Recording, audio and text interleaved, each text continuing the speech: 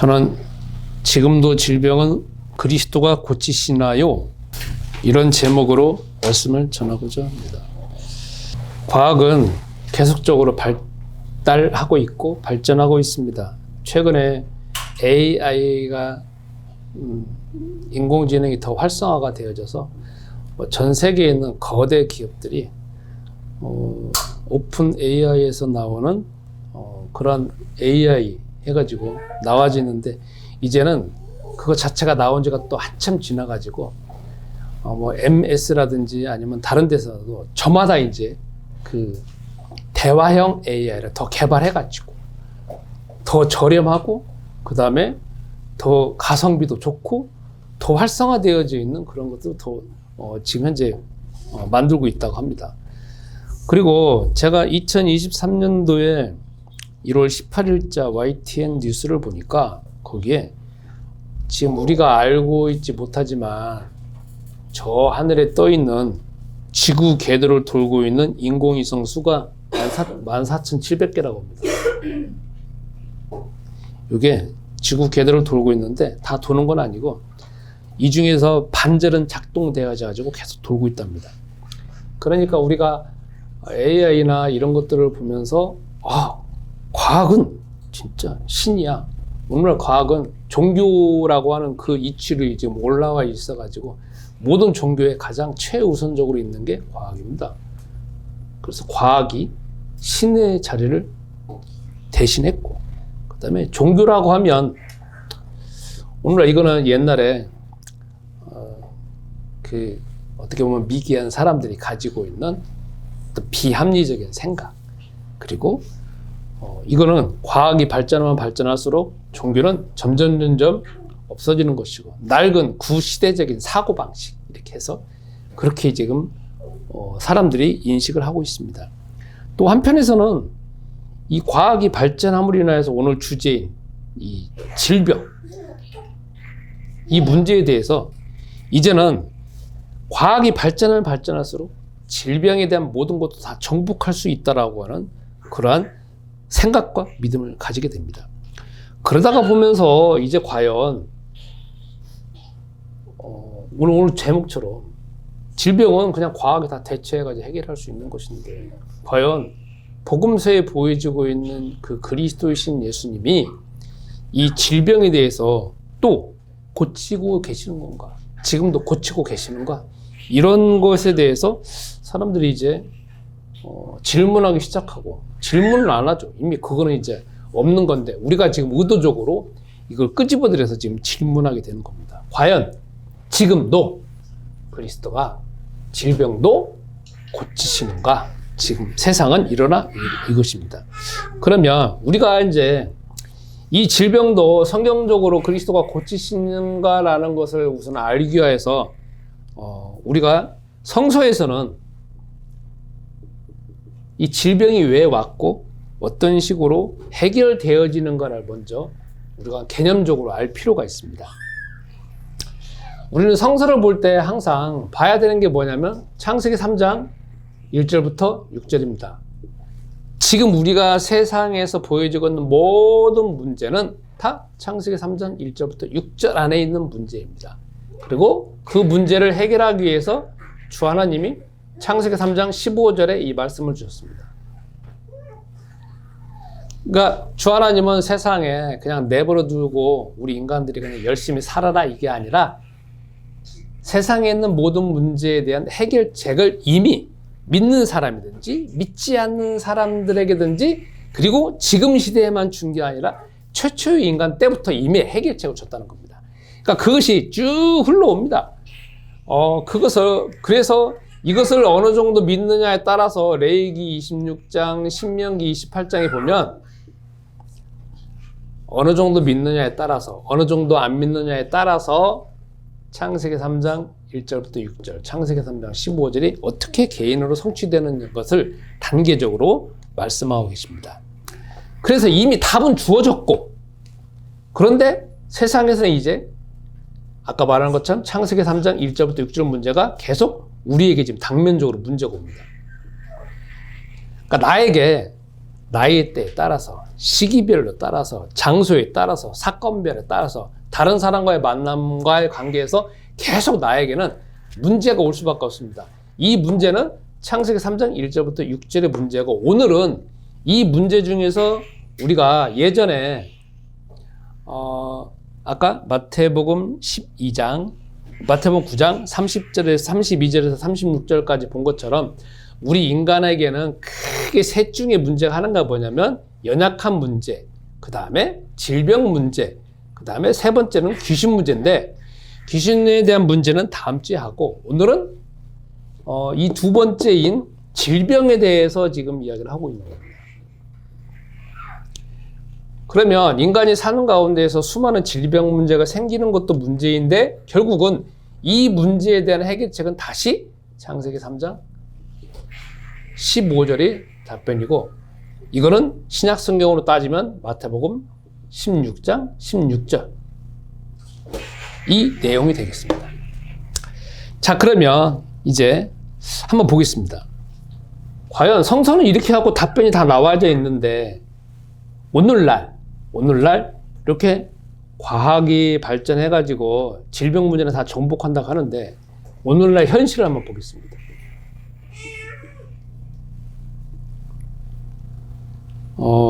제가 연합뉴스 2022년도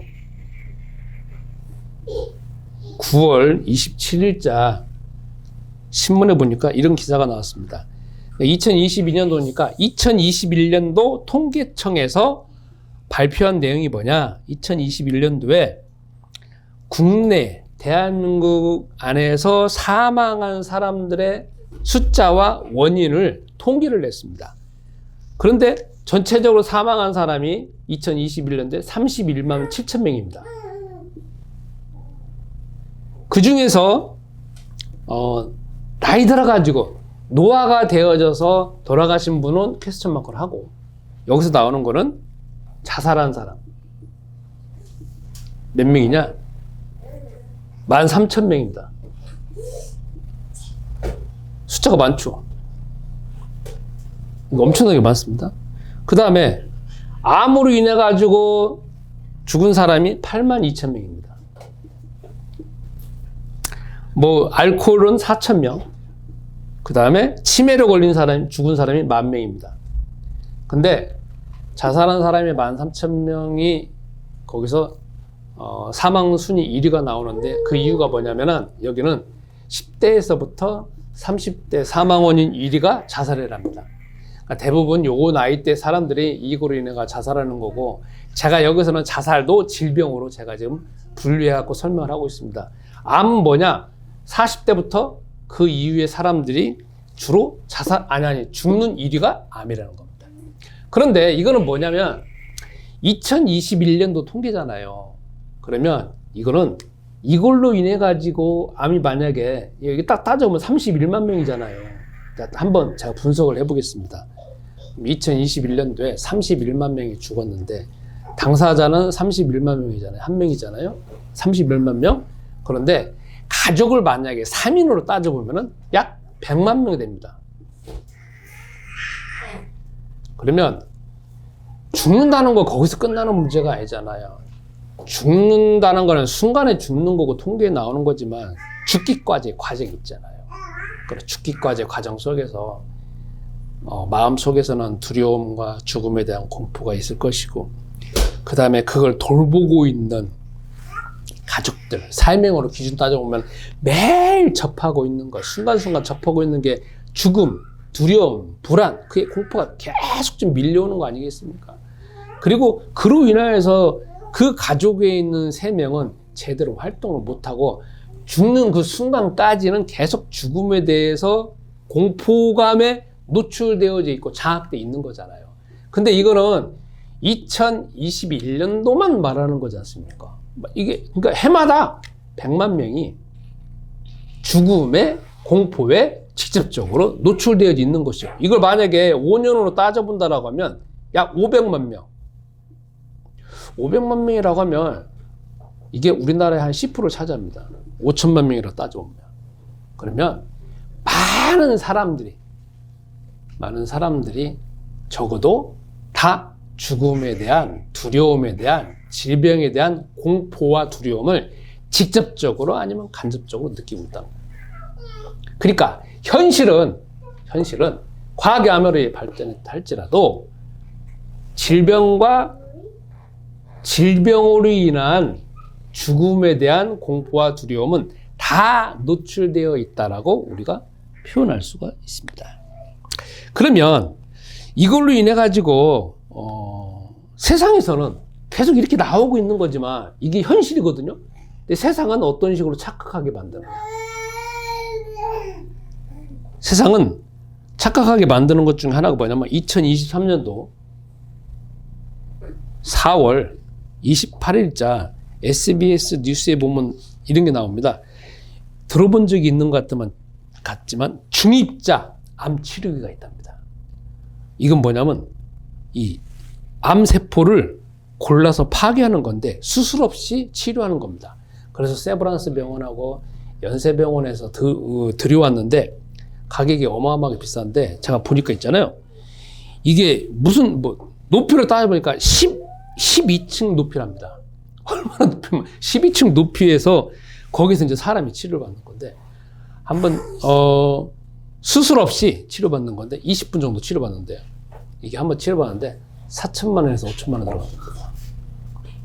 근데 그게 그때도 신문에 나오는 게 뭐냐면 시설비가 언제 빠질지 예상이 안 된다고 나와 있었거든요. 그러면 그걸로 인해 가지고 사람들이 어떻게 착각하게 만드냐면 질병 곧 점령하고 정복한다. 그리고 내가 가지고 있는 질병도 최악의 질병이 탈지라도 세상에 있는 과학이 다 정복할 것이다. 이렇게 하는 것이고 또 우리 주변에 수많은 인터넷에 보면 기사가 나오잖아요. 뭐 이런 건강식품 있고 저렇게 치료됐다 저렇게 치료됐다 수많은 건강에 대한 정보 홍수 그리고 치료에 대한 정보 홍수 그리고 의학적이든 아니면 민간적이든 그러한 것들이 계속 나오니까 그리고 우리도 모르는 가운데 건강기능식품 건강식품들도 다 하나씩 두 개씩 세 개씩 먹잖아요. 그러다가 보니까 우리가 어떤 식으로 착각을 하게 되냐면 나 질병 정복할 수가 있어. 이런 식으로 우리가 또 착각을 하고 있다는 겁니다. 그런데 현실은 그렇지 않다는 겁니다. 자, 그러면 이걸 통해서 우리가 한번 이제 현실적으로 한번 나를 한번 살펴보겠습니다.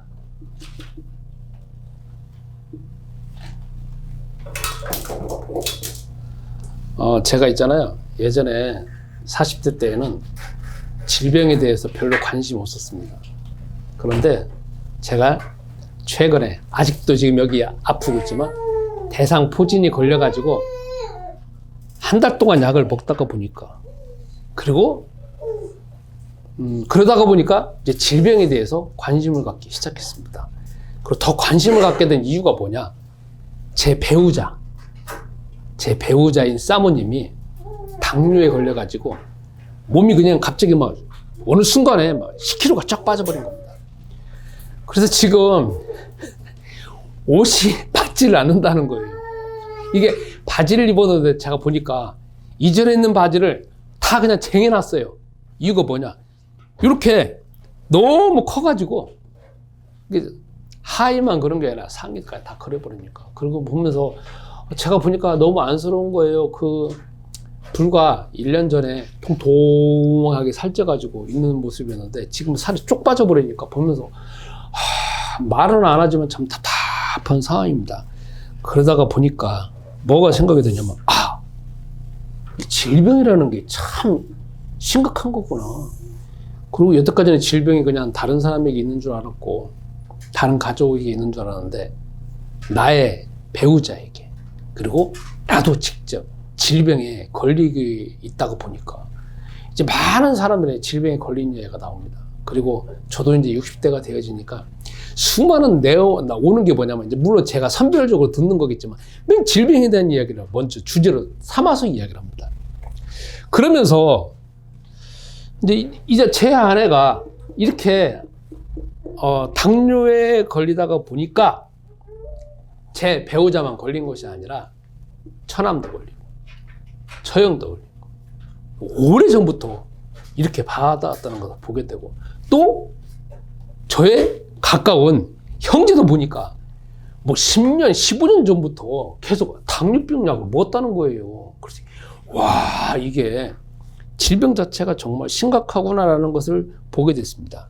자, 그러면 이렇게 제 배우자가 당뇨에 걸리니까 어떻게 되냐면은, 당장 하는 게 뭐냐면 의사 선생님한테 찾아가서 어떻게 이거를 약을 받을 것인가, 아니면 어떻게 진료를 받을 것인가라는 것 자체가 머릿속에 온통 그렇게 생각이 드는 겁니다. 두 번째로는 인터넷에서 온갖 정보를 찾기 시작했습니다. 그러다 보니까 정보가 무진장에 많이 나와 있습니다. 요즘에는 정보 홍수잖아요. 그러니까 막 봅니다. 이렇게 나오고 저렇게 나오는데 똑같은 내용으로 나온 것도 있지만 대부분은 똑같은 내용이 아니라 조금씩 내용이 달라요. 그러니까 보다가 보니까 매일매일 그거를 보다가 보니까 머릿속에 이제 혼란이 생기는 겁니다. 수많은 정보가 왔는데 그걸 어떻게 선별할 것인가, 정리가 안 되니까 그렇게 되십니다. 그리고 머릿속이 이제 복잡해지기 시작합니다. 한편에서는 그러다가 보니까 기도하기 시작합니다. 기도는 뭐냐면 기복신앙적인 기도예요. 어떻게 하냐, 하나님 살려주세요. 제 아내가 저렇게 걸렸습니다. 어떻게 됩니까? 빨리 낫게 해주세요. 그렇게 하다가 그냥 또 맙니다. 또 한편에서는 뭐냐, 이제 이 질병에 걸린 것 보면 아까 보면 가족들 있잖아요. 가족들이나 자녀들이나 형제들이 이제 전화가 옵니다. 그거 잘해야 된다, 뭐 한다 하는데 대부분은 다 뭐냐면 꾸지람입니다. 감시. 짜증나는 거죠. 왜 걸렸냐 이거지. 여태까지 건강 관리 왜 저렇게 했어야 되는데 왜 그러냐 하면서 대부분 다 전화 오는 거 보면은 이전에 있는 거 해가지고 정죄하는 것이 많고 비판하는 거 많고, 그 다음에 뭐냐면 짜증나는 것이 많습니다. 왜냐면 똑같이 감정이 전이 되니까. 가족도 그 이야기 들어올 때 벌써 올라오는 게 뭐냐면 죽음에 대한 두려움, 죽음에 대한 공포가 쫙 밀려오니까 이것을 어떻게든지 발산을 해야 되는데 다시 리플레이 되어져 갖고 그 당사자한테 전화하면서 왜 그렇게 먹지 말라는 거 먹었냐 하면서 막 이렇게 나오기 시작합니다. 또 한편으로는 이게 나와 있습니다. 뭐가 있냐면 이제 의사나 인터넷에 이렇게 다 뒤져보니까요, 이제 뭐냐면 온갖 종류의 약이 나오잖아요. 그러니까 약을 막 먹기 시작합니다. 있는 약 없는 약 먹게 되고, 또 의학에 대해서 많은 인터넷에 유튜브에 나와지는 정보 있잖아요. 그러니까 그것도 사와서 먹고 저것도 사와서 먹는데, 근데 제가 가만히 보니까 약을 다 먹는 것도 아니더라고. 조금 먹다가 팽개쳐 놓고 또 다른 거 있다가 또 팽개쳐 놓고 저도 보니까 제 배우자를 보니까 약이 쌓여져 있어. 그리고 저도 보니까 어떤 약 하나 가지고, 예를 들어서 뭐 당귀라고 하면은 나옵니다. 당귀를 해가지고 암이 치료됐다, 당귀를 해갖고 당뇨병이 치료됐다 쫙 나오니까 그것도 다 된 줄 알고 그것만 갖다 또 먹습니다. 그러니까 이게 뭐냐면 머리도 혼란스럽지만 행동도 혼란스럽고 마음은 두려움에 차고, 그로 인해서 결정되어지는 것의 행동도 보면은 그냥 약 갖다 먹다가 또 이 정보 나오니까 또 이 정보, 저 정보 나니까 저 정보, 이게 있잖아요. 계속 뭐가 생기냐면 이 혼란만 더 가중되어지고 마음은 더 고통스러워지게 되고 가족들은 더 고통스러워져 가운데에서 있게 되는 겁니다. 자, 그러면 여기에서 저도 이 설교를 준비하면서 사실 제가 한 달 전부터 기도한 게 있습니다. 참 애매한 게, 제가 질병에 대해서 이 설교를 해야 되는 건데 어떻게 그리스도를 누려야 되는 건데 하면서 가만히 생각할 때 제 배우자가 그렇게 리얼하는 현실을 보면서 이게 만약에 제가 다른 사람이라고 하면 별로 감이 안 오겠지만 제 배우자가 있는 거를 직접 보고 있다가 보니까 이렇게 가고 있는 것들을 보게 됩니다. 그러면 지금도 이쪽으로 다시 돌아오면 1년에 100만 명 자체가 직접적으로 죽음과 질병에 대한 그 질병도 어떤 질병이냐면 죽을 수밖에 없는 그런 질병에 있어가지고 공포가 있는 건데 100만 명이고 1년을 5년으로 따지면 500만 명인데 이분들이 그냥 가만히 그냥 병원에서 있는 가운데 있겠냐 이거죠. 아니지 않습니까? 똑같이 이런 과정을 겪겠죠. 이런 과정. 그래서 계속 뭔가 찾아보고 또 나오고 그러면서 세상에서는 죽음에 대한 공포, 질병에 대한 것 때문에 이익을 얻는 사람들은 계속 그걸로 인해서 마케팅을 할 것이고 그러면 사람들은 혼란은 더 가중될 것이라는 겁니다. 그러면 이게 현실적인 난데 그러면 나는 여기에서 신앙적으로는 과연 어떤 마음이 가져지는가를 여기서 한번 보겠습니다. 있잖아요. 이렇게 암에 걸리니까 당장 나오는 게 있잖아요. 하나님에 대해서 믿질 않더라고. 그리고 반항을 하더라고. 왜냐하면 이 식입니다. 아니 내가 왜 걸리냐고. 나 여태까지 신앙생활 잘하고 기도생활 잘하고 전도생활 잘하는데 내가 왜 걸려야 되냐고. 그리고 나는 안 걸려야 되는 거 아니냐 이거지.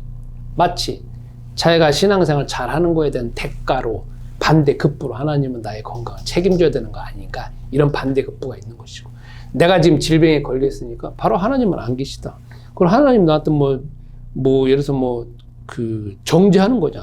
내가 죄가 있어가지고 나를 심판하는 거냐. 이런 식으로 해가지고 이 상황이 되어지니까 당장에 하나님에 대해서 거부하고 반항하고 반대하고 그 다음에 저항하려고 하는 것 자체가 가장 먼저 나오더라고요.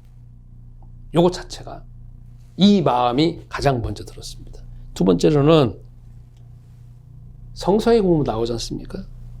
이제 조금 있다면 본문으로 나가겠지만 복음서에 보면 예수이신 그리스도께서 수많은 질병들과 병든 자들을 고치시지 않습니까? 그런데 나의 배우자가 이렇게 질병에 걸리니까 성서에서 말하는 그 복음서에서 예수님이 고치시는 거는 다 꽁갈이다. 거짓말이다. 왜? 그건 옛날 시대에 있는 거지. 지금 시대에 있는 것도 아니다. 그리고 본인이 사실 또 기도하긴 합니다. 근데 있잖아요. 이게 있습니다. 내 마음속에서는 내 육체는 계속 아픔으로 인하여서 나한테 밀려오는 것이고 그 아픔으로 인하여서 뭐가 또 밀려오냐면 거봐 하나님 없잖아. 넌 이제 죽으면 그냥 끝나는 거 아닌가 이렇게 하고 쫙 밀려오고 그 다음에 그로 인해서 내 마음속에는 두려움과 공포가 완전히 장악되는데 기도하는 거는 겨우 1초나 2초밖에 기도. 하나님 도와주세요. 살려주세요. 그거 외에는 다 뭐냐. 여기만 찾고 있다는 거야. 여기만. 그러니까 내 24시간 중에 대부분의 시간은 현실적으로 그냥 의사나 인터넷 뒤져보면서 막 뭔가를 그냥 더 신으로 찾아보려고 하는 거지. 내가 실제적으로 하나님이 살아계시다. 예수는 그리스도다. 아니면 복음서에 나와진 예수님께서 그리스도께서 어떻게 치료하시는가 이런 부분에 대해서는 0.001%의 믿음도 없다라는 거야. 없더라고. 그냥 결국은 뭐냐면 나는 안 믿는다는 거죠. 여기서 제가 좀 심각한 제 마음을 보게 됐습니다. 그럼 여러분 이런 상황이 되어지니까 해결할 수가 없죠. 그럼 이제 오늘 성경을 보겠습니다. 그럼 어떻게 해결했더냐? 오늘 성경 본문 한번 보겠습니다. 이게 보면은 마태복음 12장, 마태복음 9장 32절부터 38절까지입니다. 우리는 36절부터 38절까지 읽었습니다. 거기서 예수님께서는 32절부터 보면 먼저 귀신을 쫓아내고 그 다음에 약한 것을 고치시고 그 다음에 질병을 고치시기 위하여서 제자들을 훈련시키고 보내십니다. 그리고 그 다음부터 마태복음 9장에는 그렇게 제자들을 보내기 전에 세 가지의 중요한 일 때문에 제자를 보내고 그 다음에 나중에 9장 이후에 보면은 제자들이 돌아옵니다. 돌아오면서 귀신도 항복합니다. 병든 자도 고쳤습니다. 약한 자도 고쳐집니다. 누구로 인하여서? 예수는 그리스도로 인하여서 고쳐지는 걸 보게 됩니다. 그러면 그 상황을 보면 어떤 식으로 나오냐면은 이게 이렇게 되집니다. 그러니까 이 세상에서 살아가고 있는 모든 문제에 대해서 그리스도이신 예수님은 그냥 내버려 두시는 것도 아니고 방치해 놓는 것도 아니고 그냥 니들이 알아서 살아라고 하는 식으로 말씀하시는 것이 아니라 제자들을 먼저 데리고 와서 훈련시키고 난 다음에 일정한 훈련이 거쳤으니까 바로 보내면서 하는 게 뭐냐면 요 인간에게 가지고 있는 세 가지 문제가 가장 현실적으로 가지고 있는 문제라는 거예요. 현실에 가지고 있는 문제. 자, 귀신에 대한 문제. 다음 주 하겠죠. 질병에 대한 문제. 가지고 있죠. 연약한 문제. 다 가지고 있잖아요. 지금 여기 보면은 다 연약한 질병에 대한 문제잖아요. 그러면 우리가 여기서 이제 살펴볼 수 있는 게 뭐냐면, 자, 질병에 걸렸습니다. 그럼 질병에 걸린 사람들을 예수님이 보내시잖아요. 예수님께서 보내시는데 제자들을 보냅니다. 근데 질병에 걸린 사람들한테 예수님이 이제 제자들이 데리고 가는데, 제자들은 예수는 그리스도라는 사실을 알지 않습니까? 그러니까 그리스도께서 고치신다라고는 확고한 내적인 외적인 믿음을 가지고 있습니다. 그러니까 제자들은 먼저 예수가 그리스도라는 사실을 압니다. 사실을 아는 정도가 아니라 내적으로 외적으로 준비되어 있고, 내적으로도 경험이 풍부하고 외적으로도 경험이 풍부합니다. 그 경험이 풍부한 예수는 그리스도라고 답이 나와져 있고 확신에 차져 있고 내적으로 가지고 있는 사람이 이제 세상의 현장에 가가지고 질병에 걸린 사람들을 보거든요. 근데 그 사람들은 예수가 그리스도라는 사실을 모릅니다. 그리고 아무것도 모릅니다. 근데 제자들은 거기에서 천국 복음을 전하면서, 그리고 예수가 그리스도라는 사실까지 전하면서 당신의 질병에 대해서 기도해 줍니다. 선포해 줍니다. 그리고 고백하게 합니다. 그런데 그 사람들이 그 문제가 해결되는 겁니다. 그러니까 누구 때문에 해결되는 거냐면 병든 자, 질병 가지고 있는 사람 때문에 해결되는 것이 아니라 제자들 때문에 해결되어지는 것인데, 그 제자들이 마음으로나 아니면 외적으로나 예수는 그리스도라고는 답이 나와져 있기 때문에 된다는 겁니다. 그러면 여기서 우리가 하나의 어떤 해결될 수 있는 근거를 찾을 수가 있습니다. 그게 뭐냐? 질병에 걸릴 때 가장 문제가 뭐냐면요, 내적으로 혼란한 게 문제입니다. 마음이 혼란한 거. 그잖아요. 아프다. 아까 제 배우자 같이 당뇨에 걸렸다. 그럼 거기서 끝나는 게 아니잖아요. 당뇨에 걸렸다라고 하는 건 이제 정보가 오잖아요. 그리고 이 몸에서 정보가 계속 오잖아요. 다른 거는 외부에서 정보가 오는 거지만, 질병이 걸렸다라고 하면 자기 육체에서, 자기 몸에서 정보가 오는 거잖아요. 계속 끊임없이. 너 아프다. 너 지금 살 빠졌다. 살 빠졌다 계속 오잖아요. 너 힘도 없다. 빨리 이것도 저것도 먹으면 안 된다. 수시각각으로 계속적으로 내 몸에서 정보가 오잖아요. 그런데 그 정보가 거기서 끝나는 게 아니잖아요. 그로 인해 가지고 마음에서 혼란스러울 수밖에 없는 게 뭐냐면, 거기에서 꼭 항상 밀려오는 다른 생각들이 있잖아요.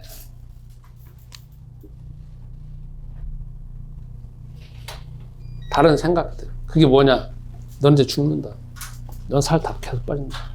너는 아무리 당뇨병 약 먹는다고 해결되지도 않아요. 너는 이제 당뇨병 약 계속 심하게 먹어야 돼. 그러면 네 몸은 결국은 약으로 인해 가지고 이 속에서 더 이상 내성이 갈 때까지 가다가 보면은 다른 곳으로 다 연결되어져 가지고 이것도 문제고 저것도 문제, 그럴 수밖에 없어. 그러니까 너는 해결 안 되는 거야.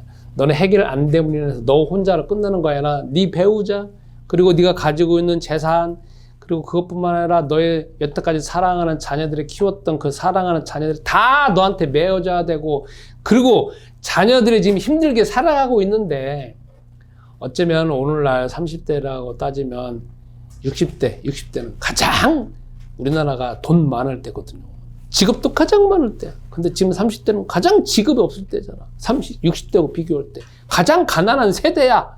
앞으로 세대는 더 그렇게 했지만. 그런데 자녀들 짐도 지어주면서 겨우 지금 밥 먹고 살 정도밖에 안 되는데 그 돈도 다 빼갖고 니네 다 망할 거야. 이게 있잖아요. 이 생각이 쫙 밀려옵니다. 그러게 돼 있잖아요. 객관적인 정보가 문제가 아니라 객관적인 정보 속에서 이면에 대한 생각들이 계속 밀려오잖아요. 그 생각들은 다 뭐냐? 하나님은 없다. 너는 곧 죽는다. 너는 아무것도 해결 안 된다. 의사나 아니면 인터넷이나 이런 걸 통해서 이야기 되어지니까 저 이야기 되냐 그걸 먹으라고 계속 옵니다. 그게 있잖아요. 더 믿어지거든요. 100% 믿어져요. 그리고 기도하는 건 0.001%도 안 믿어집니다. 그 이면에 대한 메신저, 이면적인 생각이 문제라는 거죠. 근데 그 생각이 아니에요. 그로 인하여서 내 생각, 사상, 습관 다 장악되어져 가지고 결국은 뭐가 남느냐? 두려움밖에 남지 않습니다. 계속 뭐가 또 돼요? 공포가 생겨요. 두려움과 공포가 내 마음을 싹 다 장악해버리니까 그 다음에 뭔가 또 행동하려고 하면은 뭔가 결정하려고 하면 저품질적인 아니면 어떤 고차원적인 결정이 아니라 또 계속적으로 임기응변식의 결정을 하고 또 문제가 생기고 또 문제 계속 악순환이 되어지면서 나는 다 망가지게 되어지고 나만 망가지는 게 아니라 내 배우자 아니면 내 가족, 내 친척, 내 자녀 다 망가지게 되는 겁니다. 여기 다. 이게 언제까지? 내가 질병에서 놓일 때까지 다 포로가 되어지는 거예요. 이게 문제라는 거죠. 그럼 여러분, 주 하나님은, 예수님은 제자들을 보낼 때 이걸 알잖아요. 그래서 먼저 우리가 해야 될 게 뭐냐면 이 두려움과 공포를 가져다 줘가지고 이면적인 생각으로 나를 완전히 사로잡고 있는 그 생각은 두 가지가 있습니다. 생각이 있고 그 생각을 내가 붙잡고 있는 나도 있지만 그 생각이 힘이 있는 가운데 권력이 있는 가운데 나를 장악하고 있는 영적인 부분이 있다는 거지. 그래서 그걸 어떻게 해야 되느냐? 먼저 정복해야 됩니다. 어떻게? 저 따라서 하겠습니다. 예수는 그리스도다. 예수는 그리스도. 고린도후서 4장 4절에 오늘날 사람들이 가장 모르는 부분이 있습니다. 다 하나님 안다고 합니다. 다 예수님 안다고 합니다. 그리고 어떤 사람은 하나님 보려고 3층 천에 올라가려고 하고 어떤 사람은 막 예언을 하려고 막 방언을 하려고 하고 저도 예전에 그랬지만 하나님 있으면 나와봐. 그렇고 나 앞에 나타나야 내가 믿겠어 하거든요. 그런데 고린도후서 4장 4절에 나오잖아요. 그리스도는 하나님의 형상이다. 예수님이신 그리스도가 예수이신 그리스도 복음서에서 3년 반 동안 공생에 사역하신 그 그리스도이신 예수님이 우리는 눈에는 하나님을 볼 수 없는 거지만 보여지는 하나님의 형상이라는 거야. 하나님의 모습이 누구냐면 그리스도라는 거지. 그러니까 우리는 바깥에 보면 하나님 다 안다고 하잖아요. 아니 우리가 성당에도 가면 하나님 알잖아요. 우리가 저기 가면 그 이스라엘에 가면 그 알라신 하나님이라고 하잖아요.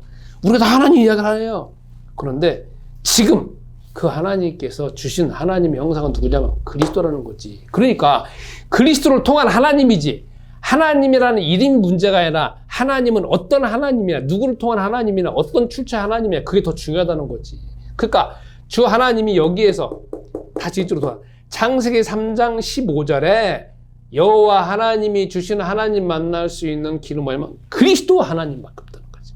그러니까 오늘날 주 하나님, 주님 그 이름도 다 틀렸다는 거지.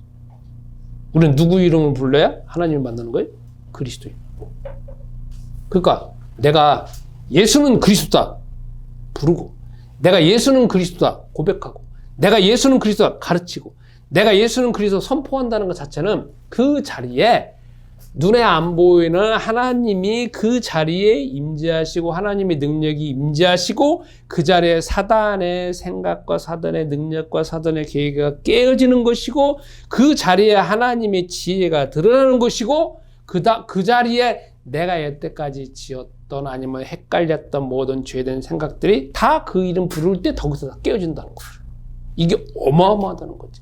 하늘과 땅을 움직이는 이름이 예수는 그리스도이고 내가 예수가 그리스도라는 고백을 부를 때 저 하나님의 보좌에 있는 하나님의 능력이 그 자리에 임재하는 이름이고 내가 예수는 그리스도라고 이름 부를 때 우리가 항상 아는 것처럼 시간, 공간을 초월해가지고 그 하나님 능력이 그 자리에 임재하는 자리 이름이 예수는 그리스도라는 고백이잖아요.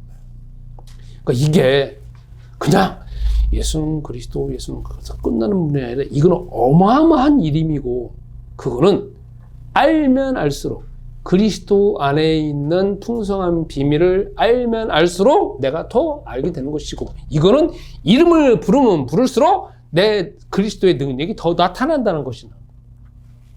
제가 저번에 이야기를 했잖아요. 똑같은 이야기지만 어떤 사람이 수영 뭐 여기 수영 선수 있으니까 수영하면 나 수영 이렇게 하면 돼 하지만 그건 그냥 우리가 가십거리로 이야기하는 하나의 주제이지만 너 그러면 수영 얼마나 잘하느냐 라고 할 때는 개인적인 거잖아요. 그거는 뭐가 필요하냐 시간이 필요하고 노력이 필요하고 실습을 해야 되고 손과 발과 모든 걸 통해서 해야 되는 거잖아요. 그것도 1년 했느냐 2년 했느냐 3년 했느냐에 따라 다르고 그것도 그냥 취미로 배웠느냐 아니면 전문적으로 배웠느냐에 따라 다른 거고 그것도 그냥 아마추어 수준에서 끝났느냐 아니면 프로팀까지 됐느냐 또 틀리고 프로팀도 1, 2년 했느냐 10년 20년 했느냐 그리고 전설적인 선수가 다 다르잖아요. 왜? 똑같은 건데 똑같습니다. 예수는 그리스도라고 하는 그 이름 내가 부른다 선포한다 가르친다라고 하는 거는 한두 번 가르치는 거하고 10번 20번 말하는 거하고 그 다음에 1년 2년 3년 하는 사람하고 수십 년을 한 사람이고 예수님의 제자들은 적어도 복음서에 보는 예수님의 제자들과 사도행전과 로마서 이후에 보는 예수님의 제자들과 나중에 요한계시록에 보여지는 사도 요한은 전설적인 인물이 되잖아요. 이 세상에서 사도 요한만큼 예수가 그리스도라는 사실의 높이와 깊이와 넓이를 아는 사람이 세상에 어딨어요. 그 사람은 사도 요한은 직접 가갖고 예수님이 부활하시고 승천하시고 그 다음에 하나님 우편에 계시고 천국에 계신 그 모습을 직접 보고서나 대화를 하지 않습니까? 거기는 0.001%의 사단도 들어올 수 없는 상황이잖아. 막이고. 그죠? 그건 다 뭐냐? 이 안에 있는 깊이가 다르다는 거죠. 그러니까 다시 이쪽으로 돌아와서. 자, 내가 질병에 걸렸어요. 내 가족이 질병에 걸렸어요.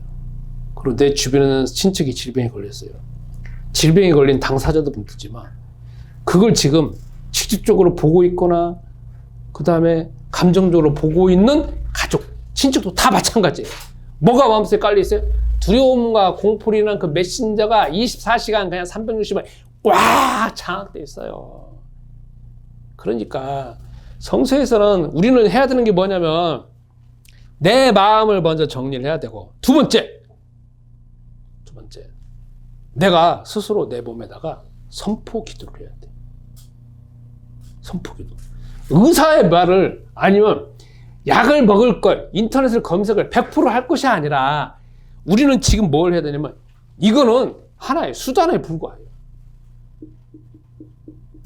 수단. 이걸 하지 말라는 말이 아니라 내가 의사한테 가지 말라는 이야기가 아니라 내가 인터넷 검색 안 하는 말이 아니라 내가 약을 먹지 말라는 말이 아니라 이건 하나의 수단이라는 거지. 근데 우리가 이걸 모른다라면 이걸 100% 믿고 신앙은 주 하나님이나 그리스도는 없다는 거지. 근데 우리가 어떻게 되느냐? 예수는 그리스도를 불러서 선포해서 먼저 내 마음속에 두려움과 그 두려움을 주는 영을 먼저 결박을 하고 그 다음에 그로 인하여서 그리스도가 나에게 주는 평안함을 경험하고 그 다음에 거기서 끝나는 게 아니라 주님 내 병을 치료해 주세요 기도할 게 아니라 내가 나의 질병을 놓고 선포로 기도해야 될 거야.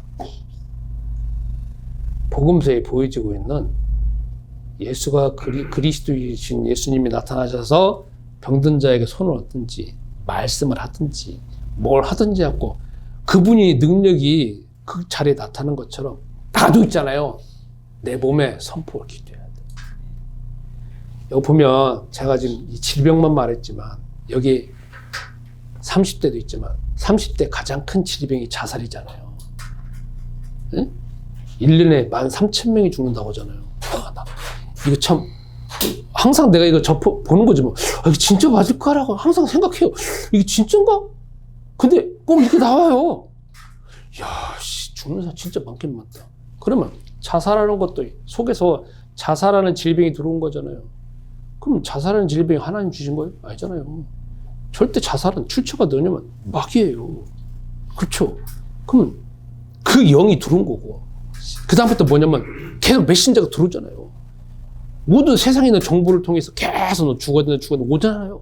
그래서 결국 이제 이 속에서 100% 자살에 대한 영이 100% 충만하면 그 다음 자살하잖아요. 그쵸?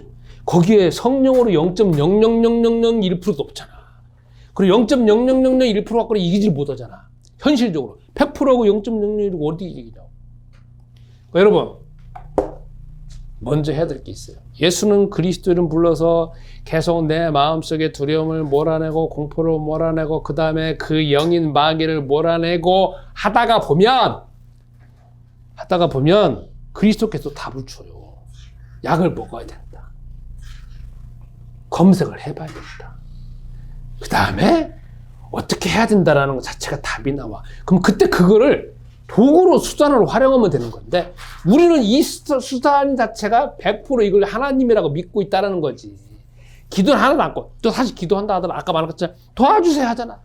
우리는 그 다음에 예수는 그리스도라고 기도하지만 뭘 해야 되냐? 도와달라고 기도하는 게 아니라 선포하고 기도해야 된다. 내 몸에, 내 질병에, 내 약함에 거기다 손을 얹고 예수는 그리스도. 이 질병은 떠나갈지어다. 왜? 나는 문제를 해결해야 되잖아요. 이러다가 물론 죽을 수도 있지만 죽으면 뭐 천국 가는 거고. 그러나 죽기 전까지는 싸워봐야 될 거 아니야.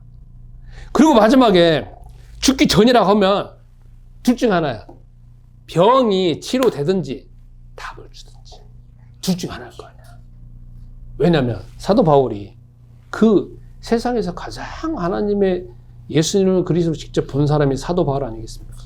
근데 자기 몸에 너무 문제가 많잖아요. 그 사람 있잖아요. 눈도 제대로 안 보이는 사람이야. 왜냐면은 생각해보세요. 젊은 시절에 온갖 율법으로 쩌들어져 있는 사람이야. 쩌들어져 있다라고 하면은 완벽주의자라는 거잖아. 이거는 이렇게 하고 저건 저렇게 하고 또 머리가 얼마나 뛰어나요. 그러다가 나중에 예수가 그리스도 발견됐어요. 그러면 이 속에서 수많은 완벽주의와 수많은 율법의 기준을 정해놨다라고 하면 내적으로 외적으로 얼마나 많은 질병이 가지고 있겠냐고요. 세상에 있는 병은 다 가지고 있었대. 다만 성경에 안 나와 있지. 그래서 자기가 자기 몸에 너무 심각한 게 많은데 그 중에 가장 심각한 것을 가시로 표현해. 그걸 낫기 위해서 3번을 기도했다. 근데 뭐냐면 내 은혜로 족하된다고 한다. 그러면 우리는 또 어떤 착각을 가지고 있냐면 이렇게 기도하니까 내가 예수는 그리스도가 다 누린다라고 하면 모든 질병은 다 치료될 것이다. 그것도 내가 가지고 있는 착각이라는 거지. 그러니까 둘 중 하나라는 거지. 질병은 내가 기도하면 치료되든지 아니면 답을 주시든지 그러다가 죽으면 되는 거죠. 그죠? 죽을 때 되어질 때까지 싸우면 되잖아. 죽을 때 되어질 때까지 예수는 그리스도 해가지고 누리다가 보면은 세상에 우리가 여태까지 인생에서 경험하지 못한 것도 어마어마한 것도 또 보고 볼 수도 있고 발견할 수도 있잖아요. 그죠? 그러니까 죽을 때까지 나 아프다. 나 뭐 아파. 야, 너 왜 그러냐? 나오는 거 짜증밖에 안 나오잖아. 그러나 그 짜증나는 거 100%, 200%를 예수는 그리스도 누리면 오는 사람들도 아픔으로 오는 거지만 내가 거기도 전도해야 될 거 아니야. 현장에서 그 질병으로 인하여서. 그래서 여러분 다시 질병은 문제가 아니라 질병으로 오는 그 생각, 그 두려움, 그 공포, 죽음에 대한 공포로 인하여서 장악되어져서 하나님을 절대 믿지 않고 예수는 그리스도로 고백하지 못하는 그게 더 큰 문제라는 것. 그래서 여러분 내가 가지고 있는 문제 여러분이 선포기도 하세요. 이렇게 기도하시죠. 선포를 하세요. 근데 한번 해보셔봐. 이 질병은 떠나갈지도 해보세요. 그러면 여러분 마음속에서 막 바람이 생길까. 야, 그까짓 하지 마. 웃기는 소리 하고 있지. 야, 병원 가면 되잖아. 야, 의사 말이 막 100%지. 네 말이 거짓말이야. 뭐가 하나님이 살아있어. 거짓말 하지 마. 그리고 한 2-3번 해보세요. 야, 안 되잖아, 자식아. 안 된다니까. 하지 마. 이게 있잖아요. 내 질병은 치료될지어다라고 하잖아요. 3번 답변이야. 3번이잖아. 말도 못해요. 당장 한 번도 말을 못해요. 그걸 10번 한다, 20번 한다. 10번하고 20번 할 때 얼마나 내 마음속에서 저항감이 생기는 걸 여러분 경험해 봐야 돼. 근데 그거를 기왕이면 마지막 두려움에 24시간 장악되는 것보다는 예수는 그리스도라고 이름 부르면 24시간 차라리 부르는 게 낫잖아요. 그래 안 그래요? 내가 두려움이라고 나올 게 뭐 있어. 공포, 짜증밖에 안 나오잖아. 인생 빡빡 쓰고. 나 좀 이문 오는 사람 보고 아파 해봐서 그럼 이게 그냥 거기서 끝나는 게 아니라 그대로 조임 됐잖아. 그럼 그 건강한 사람은 또 가갖고 자기 가족이나 자녀 또 짜증낼 거 뻔하잖아요. 그죠? 왜 내가 그러냐 이거지. 저 따라하겠습니다. 예수는 그리스도. 그리스도는 예수다. 오직 성령 충만하다. 자, 예수는 그리스도는 그냥 한 번 지식적으로 하는 게 아니라 오직 해야 됩니다. 오직. 이제 우리 수준이 여기까지 가야 돼. 우리 수준이 어디까지? 입으로 고백이 아니라 내 마음으로. 그리고 이제 현장을 어디로 현장이 어디냐? 그냥 뭐 하니까 예배 드릴 때만 아니라 현장을 어디? 내 마음.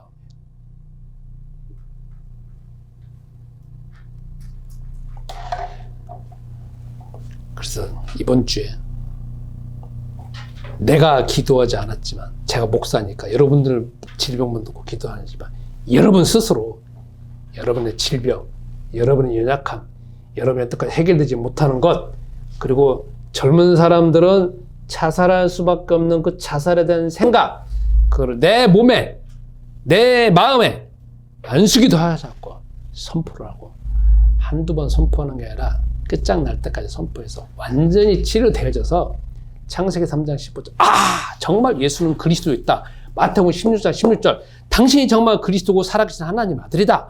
그리고 그리스도 이름 부르니까 하나님의 아들이 임재하고 하나님의 능력이 임재하고 그리스도 안에 있는 어마어마한 보화가 발견된다는 것 자체가 직접 몸으로 생각으로 행동으로 경험되어져서 이번 한 주간 또 현장의 전도 제자로서의 사명이 감당되어지고 그 증거로 전도 제자를 또 세우는 일에 쓰임받게 되기도 합니다. 1분 동안 합심해서 기도하시겠습니다.